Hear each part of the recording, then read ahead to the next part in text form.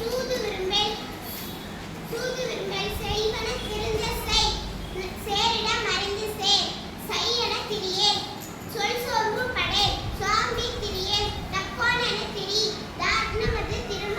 தானமது விரும்பே திருமாலுக்கு அடிமை செய் தீவினை அகற்று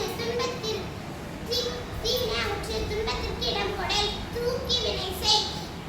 தெய்வம் இகழேல் தேசத்தோடு ஒத்துவாள் செயல் சொல் கேளேல்